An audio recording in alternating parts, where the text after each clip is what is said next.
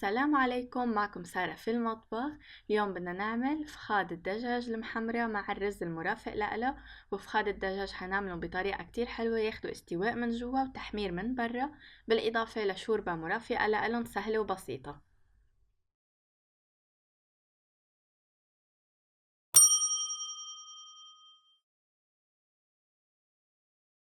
بالبداية بدنا ننقع 2 كوب رز بسمتي حبة طويلة بمي سخنة تكون سخنة منيح.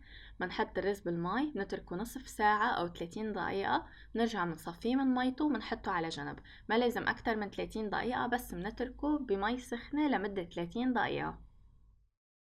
هيدي الخطوة بس تعملوها حتبطلوا تحصلوا أبدا على أي رز مقرقط أو قاسي جوا الطبخة اللي عم تعملوها، دايما حيكون طري ومفلفل وكتير نتيجة حلوة.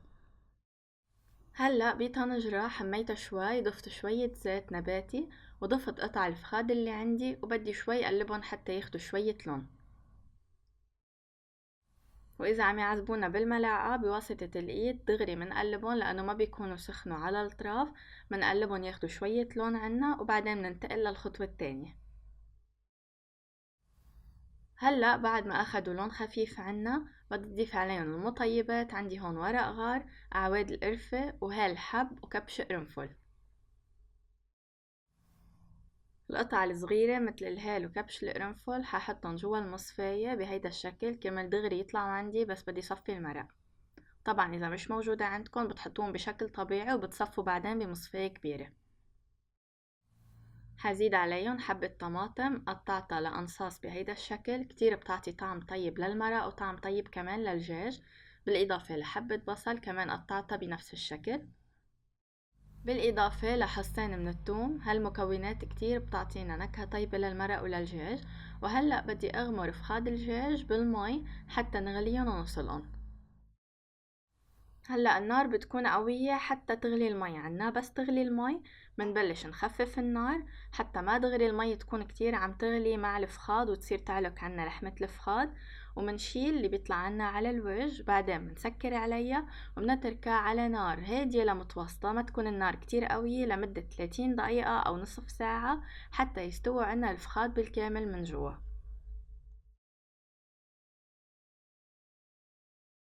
هلأ بعد ما استووا الفخاد عنا بشكل كامل بنرفعهم من المي ومنصفي المي حتى نستعملها للرز.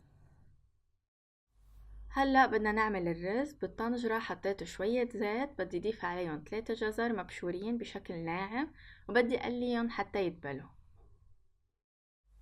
ما مكترة كتير زيت هون متل ما شايفين، لأنه المرق اللي حنضيفه من الفخاد بيحتوي على الدهون الكافية لنعمل الرز فيها، يلي نازلة هي من الفخاد بشكل طبيعي.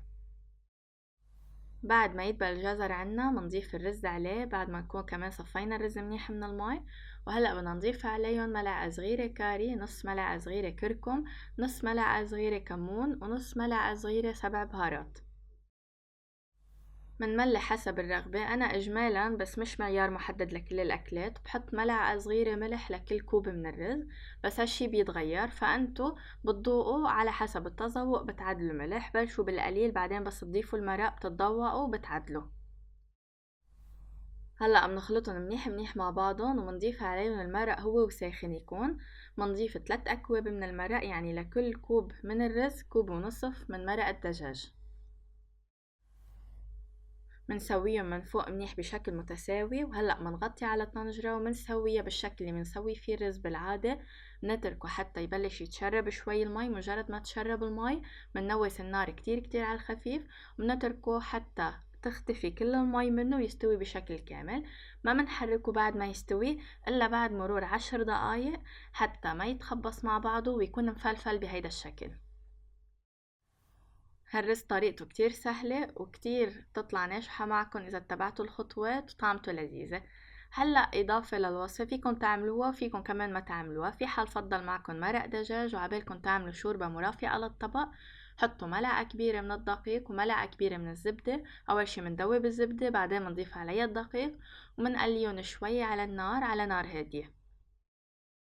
هلأ منضيف عليهم مرق الدجاج بالتدريج، ما منضيفه دفعة واحدة، منضيف شوي شوي. وهي إجمالا هيدي بتنعمل على النظر، منضيف شوي شوي حتى نوصل للكثافة اللي بدنا إياها. هلا انا عم بستعمل من 3 اكواب ل 4 اكواب حسب الكثافة اللي بدي اوصلها. بس نوصل للقوام المطلوب منضيف ملعقة صغيرة ملح او منملح حسب الرغبة طبعا، بالاضافة لنص ملعقة صغيرة بابريكا ونص ملعقة صغيرة كاري. بس النص ملعقة اللي استعملتها ما مليتها، يعني ممسوحة كرمال ما تطلع معنا النكهة قوية. بعدين انتو بتعدلوا حسب الرغبة، بتتضوقوا وبتعدلوها. وهلأ بتحطوها على جنب بتسخنوها عند التقديم.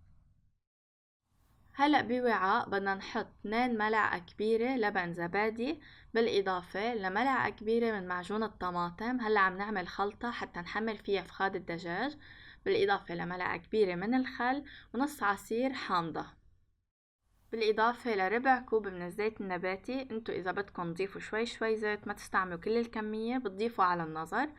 رشة فلفل أسود ورشة ملح حسب الرغبة، ونخلط المكونات كلها مع بعضها بالشوكة. تتبيلة جدا سريعة حتحمر لنا الفخاد بالفرن، والحلو فيها انه ما بنضطر ننقع الفخاد، يعني الفخاد حيكونوا عنا مسلوقين مستويين بشكل كامل، فهيك ما بياخدوا وقت طويل بالفرن. هالطريقة كتير حلوة لعمل فخاد الدجاج بالفرن. محمرين يكونوا بأننا نسلقن قبل، هيك ما بيطلع عندكن أي ريحة للدجاج، حتى ما بتضطروا انكم تنقعوا الدجاج قبل بوقت. دغري بس بتسلقوه بعدين بتحمروه بهيدي التتبيلة السريعة. هلأ حطيتها مثل ما شايفين، وزعتها على كل القطع، وبدي افركها بواسطة الإيد. بدنا نفركها منيح حتى نوزعها على كل أجزاء كل قطعة. بدنا التتبيلة تكون بهيدا القوام، ما تكون رخوة أكتر من هيك كرمال تقعد عنا على الفخاد وتكون اخدة قوامها، وتكون تحمر لنا الفخاد، ما تكون كتير سائلة. يعني هيك كتير منيح، حتى إذا أكثف شوي طلعت معكم كمان مش مشكلة. هلأ بعد ما تبلت الفخاد كلياتهم، بتأكدت إنه وزعت التتبيلة على كل الأجزاء. بدي أحطهم بصينية فرن تساعن كلهم بشكل مريح، ما يكونوا على بعضهم لأن احنا بدنا نحمرهم. مسحت الصينية مسحة خفيفة من الزيت، وحطيتهم هيك لازم يكونوا جنب بعضهم مش مكتسين فوق بعضهم. واذا فضل عندكم تتبيلة بهيدا الشكل، بترجعوا كمان بتحطوها على الفخاد من فوق بتوزعوها. هلا انا محمية الفرن منيح، بحط الفخاد بالرف الوسط حتى فيكن اوطى شوية من الرف الوسط، وبدي اتركن 20 دقيقة حتى يتحمروا من تحت. برجع بعدين بطلعن لفوق حتى ياخدوا تحميرة من فوق وتنشف عندي الجلدة بالكامل.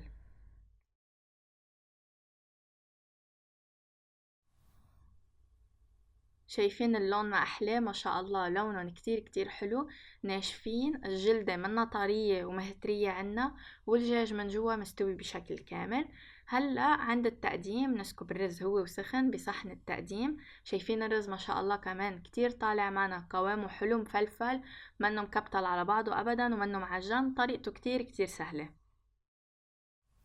وهلأ منحط فخاد الدجاج على الرز. شايفين كيف اخدين لمعة رائعة عنا وتحميرة كتير حلوة. عن جد هيدي الطريقة كتير بنصحكم تجربوها إذا أنتوا بتعانوا مع فخاد الدجاج وعبالكم تحصلوا على نتيجة كتير حلوة، وما تضطروا تحطوه وقت طويل بالفرن وتخافوا إذا حيستوي أو ما حيستوي من جوا. هيدي الطريقة كتير ناجحة، ونتيجتها كتير بتعطيكم نتيجة طيبة ولذيذة. وشايفين كمان كيف الشوربة عاملة إضافة حلوة لهيدي الأكلة، منقدمها سخنة كمان. هيك بنكون خلصنا الفيديو لليوم. إن شاء الله يكون عجبكم، بتمنى منكم تجربوا هيدي الأكلة، كتير حتعجبكم إن شاء الله. صحتين وهنا.